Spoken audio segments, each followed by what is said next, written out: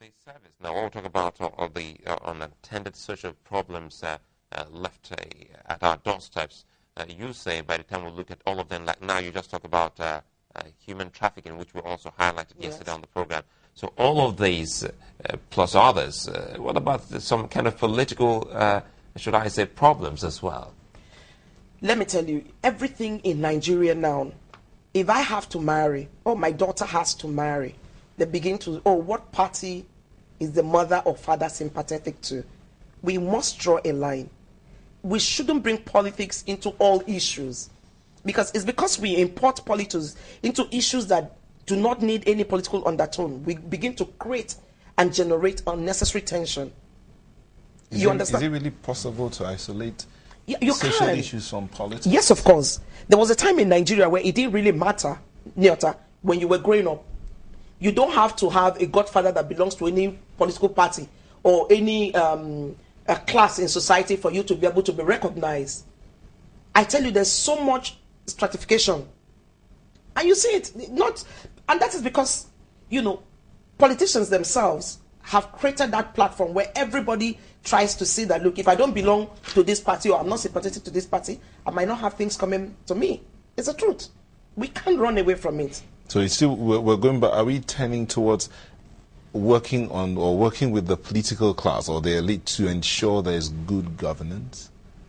With there the political will because to ensure we are saying that? For today, whether you like it or not, the politicians are the one that provide the enabling environment for development to come in.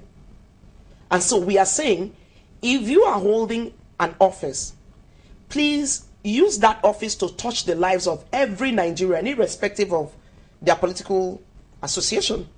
You know, if, for example, you are the governor in Cross River State, where you come from, do not say you're not going to give appointments to people who are not from your own political party. Do not say that you're not going to engage the youths who are not supporting you. Because once you begin to do that, you are definitely, you know, pruning the ground for where all sorts of things will come up. And that's why the service is saying, if you expect us, or as we are doing our own best, you that is holding a particular office, discharge your duties as you have promised to do. There's a lot of desert in the north. The governors in the north should look at desertification. Provide seedlings, you know, trees, small seedlings. Bring these youths. Apportion land to them. Let them plant. Provide boreholes for them to be able to get water to tend these seedlings. When you do that, people will not have time to begin to look for things to engage themselves in. But is it that the state service makes recommendations to various governments? Definitely. Because we hear talk of governments in the past not taking heed to certain things. So let me tell you the truth, definitely. In every state in the Federation, you have the State Security Service. In every local government formation, you have the State Security Service. They are not there, you know, there's this erroneous belief that we are there to monitor people, to watch, you know. It's not true. We are there because we want to tell you what you're doing, what you're not doing right. Sometimes they don't even take it. You see a situation where an officer is posted to a minister, and the minister says, I don't want SSS. Why? Because they're coming to watch my back. I don't know whether you understand. No, they are here to look at me, what I'm doing, what I'm not doing, and that is not it.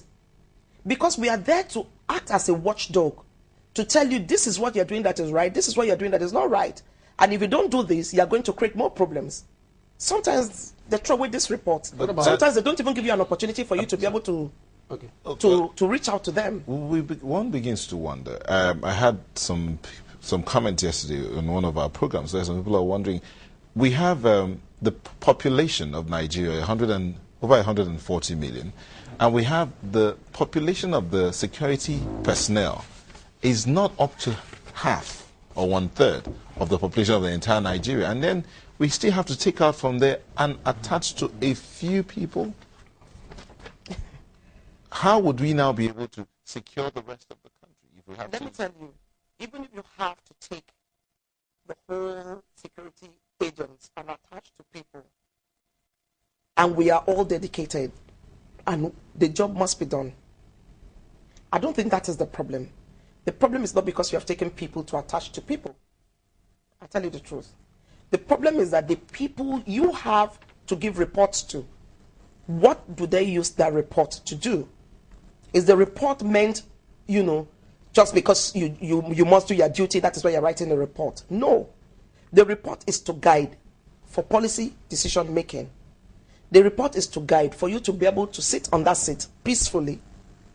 And then at the end of the day, you go home and people tell you, welcome. How many politicians have been able to leave a particular seat and get back home and are respected in society? There are very few of them. There are very few of them, I'm telling you the truth. And that is because, for me, I believe, maybe because when they were in office, they had created a kind of make-believe world that nobody could reach to them. And they forget some of these reports that they are given. And at the end of the day, these problems come up. And then they will look for an avenue to shift it to. And of course, the easiest place for you to shift it to is security. Okay. Well, speaking of reports and recommendations, because the way it is now, everyone has got to be involved. I mean, we have a lot of security analysts saying, listen, of course, Nigerians have to come into all of this. What about businesses, organized private sector, perhaps churches, mosques? Does the state service also make recommendations to them as well? Of course. Let me tell you the truth. In Abuja, where it seems as if it's the center of all these things, because sometimes people look at Abuja as the center of power. Everything must start and end, maybe probably in Abuja. We've had collaborations with the church, mosque, worship places.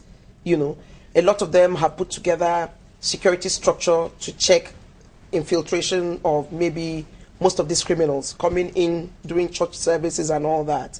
And so, but we are also saying, apart from Abuja, we've had maybe like in Kano the other day, during the NYSC parade, it was called off. There was basically no need for that. Because if people were willing, to do their own little bit, then we don't need to be living in fear. There's so much fear. There's so much fear and so much panic within the society. What about those schools that shut down because of certain threats? Should they also have done that? That's what I'm saying. There's so much fear. People don't want to take chances. And so if you hear that there is a bomb scare here, everybody just runs away. I want to tell you a typical example. Now, there was this day that I think it was the Nanet, around the Nanet suit in Abuja, that there was a bomb scare. And of course, you won't believe the commotion. A lot of people ended up having very severe injuries because nobody took time to find out whether it is true or not. And Nigerians, we take delight when we see people panicking, when we see people running and scampering. Some people just sit down and just, let's trigger it off.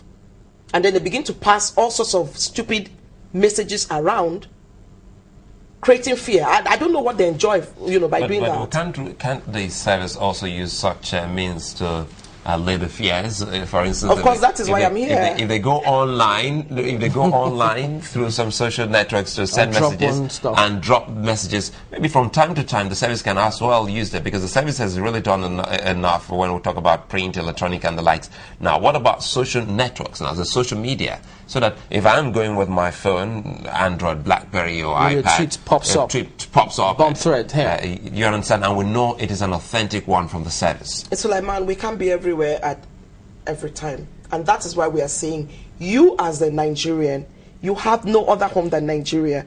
Why should some other person come and drive you away from your home? Let's be sincere. Why? Technology, it's not something, I have said it, the technology that you use to fight terrorism, it's not what you go and pick up from the counter. If we must be even on the online media, then of course it means that what is your own contribution?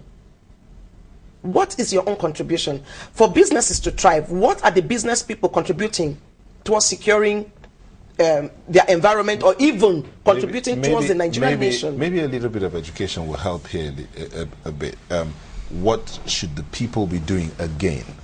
Let's just break it down. What should Nigerians be doing to help out in this security issue? Let me tell you, the person that goes to commit a crime was born by a man and woman, and they're Nigerians.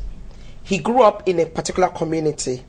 he lives within that community. Even if he doesn't live in that community, he has left his own community and migrated to another community.